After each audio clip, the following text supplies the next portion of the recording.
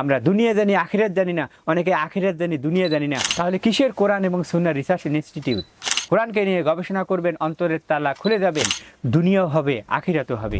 হালাল রিসার্চ বর্তমানে একটা বড় ডোমেইন।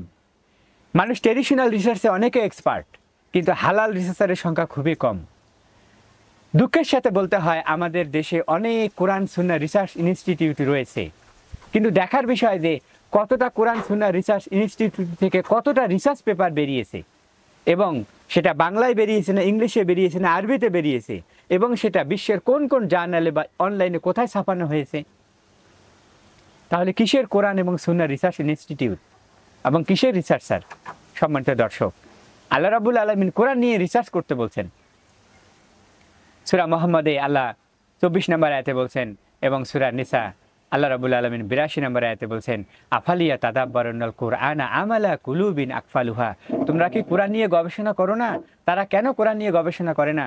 কোরআনকে নিয়ে একটু তাদাব্বুর কেন করে না? কোরআনকে নিয়ে কেন তারা একটু গভীরভাবে দেখে না? না, অন্তরে তালা দিয়ে রাখছে। কোরআনকে নিয়ে গবেষণা করবেন, অন্তরের তালা খুলে যাবে, ইনশাল্লাহ আপনার হার্টের কলবের রোগ হবে না। সুবহানাল্লাহ। হার্ট অ্যাটাক হবে না, হার্টে ব্লক পড়বে না ইনশাআল্লাহ। কোরআন নিয়ে গবেষণা করবেন, আপনার থিওরি সব কোরআন থেকে আসবে। কিন্তু আজকে আমরা যারা রিসার্চ করি, আমাদের থিওরি আসে হলো ট্রেডিশনাল বিষয় থেকে। কোরআনুল কারিমে আল্লাহ অনেক কিছু রেখে দিয়েছেন, সেখান থেকে গবেষণা করবেন, দুনিয়াও হবে আখিরাতও হবে। এবং কোরআনুল কারিমের বিষয়গুলো যেহেতু সব হলো কোয়ালিটেটিভ, সুতরাং কোয়ালিটেটিভ রিসার্চে ফোকাস করবেন। তাহলে এখানে নতুন নতুন কিছু ইনসাইটস বেরিয়ে আসবে।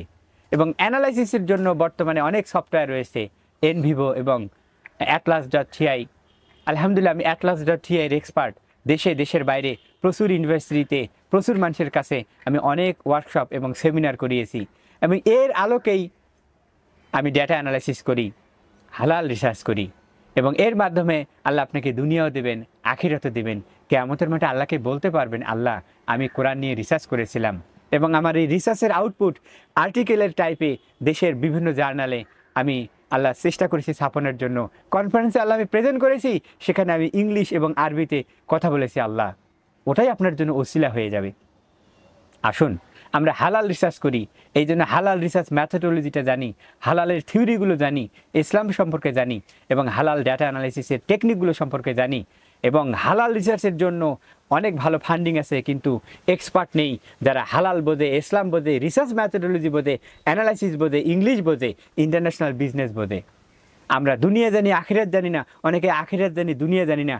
কতই না ভালো হয় যদি দুনিয়া এবং আখিরাত আমরা একসাথে জানার চেষ্টা করি। এটাই তো আল্লাহ বলছেন, ওয়া মিনহুম মান ইয়াকুলু রাব্বানা আতিনা ফিদ দুনিয়া হাসানা ওয়া ফিল আখিরাতি হাসানা ওয়া কিনা আযাবান্নার। সূরা বাকারা 201 নম্বর আয়াত। আল্লাহ আমাকে দুনিয়াও দেন, আখিরাতও দেন। আসেন আমরা হালাল রিসার্চ করি, হালাল রিসার্চের আলোকে মাস্টার্সের থিসিস লিখি, হালাল রিসার্চের আলোকে আমরা পিএইচডি থিসিস করি, হালাল রিসার্চের আলোকে এবিডিসি এবং Q1 Q2 স্কপাস ইন্ডেক্স আর্টিকেলে আমরা পেপার লিখি।